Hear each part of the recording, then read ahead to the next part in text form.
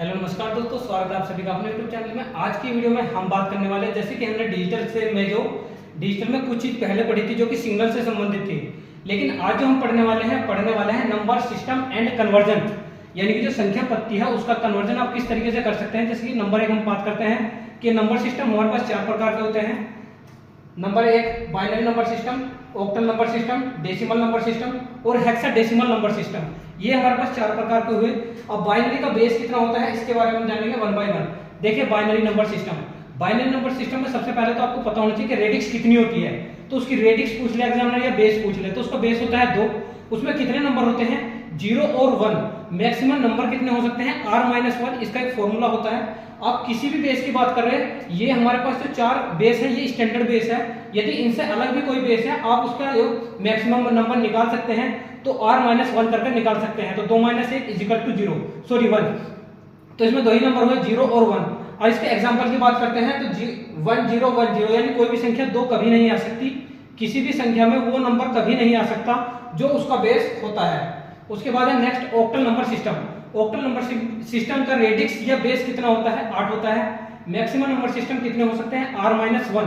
तो आपके पास जो r है यानी कि जो रेडिक्स है वो कितनी हुई? 8। तो 8 में से एक कम किया तो यानी कि 7, यानी कि 0 से लेकर 7 तक के सारे नंबर इसमें इंक्लूडेड हो गए। और उसके एग्जांपल की बात करते हैं तो 2 3 7, इसके अंदर कभी भी नहीं आ सकता। क्या नहीं आ सकता? 8। उसके बाद है नेक्स्ट डेसिमल नंबर सिस्टम। जो डेसिमल नंबर सिस्टम होता है वो कैसा होता है? नॉर्मली आप जो डेसिमल नंबर सिस्टम होता है दैनिक जीवन में अपने पर डे ही पढ़ते हो। मैथमेटिकल जितना भी काम है वो डेसिमल नंबर सिस्टम में चलता है। जैसे कि रेडिक्स है, रेडिक्स की बात करते हैं तो इसका रेडिक्स या बेस कितना होता है? 10 होता है। मैक्सिमम नंबर कितने होते हैं? r-1। 10 - 1 में जब करोगे तो 9 नंबर इंक्लूड कितने होंगे? 0 से लेकर 9 तक के, जो कि आपकी प्राकृतिक संख्याएं भी होती है। 0 1 2 3 4 5 6 7 8 9। उसके बाद इसमें कौन के 1 2 3 4। उसके बाद है नेक्स्ट में क्या है? Hexadecimal number system. Hexadecimal number system क्या होते हैं? 16 इसका बेस होता है या रेडिक्स बोल सकते हैं। मैक्सिमम नंबर कितने हो सकते हैं? r-1, यानी 16 - 1 = 15। जो 15 है तो ये जो है हम इसे f से डिफाइन करते हैं, जैसे कि यहाँ भी हमने लिखा हुआ है 15। ठीक है दोस्तों, क्योंकि इसमें क्या होता है 0 से लेकर 9 तक तो ऐसे ही नंबर होते हैं। ये अलग से जो हेक्सा के नाम से डेसिमल नंबर तो वही होता है जो हेक्सा का मतलब होता है। हेक्सा का मतलब से इन 6 नंबरों से होता है, A B C D E और F।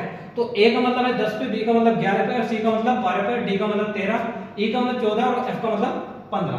तो इसका जो है आज तक के लिए यही रखते हैं। कल इनका पढ़ते हैं हम इनका कन्वर्जन कैसे करते हैं कि बाइनरी को ऑक्टल में या ऑक्टल को डेसिमल में, किसी अन्य को किसी अन्य में किस तरीके से चेंज कर सकते हैं, ये देखेंगे हम नेक्स्ट।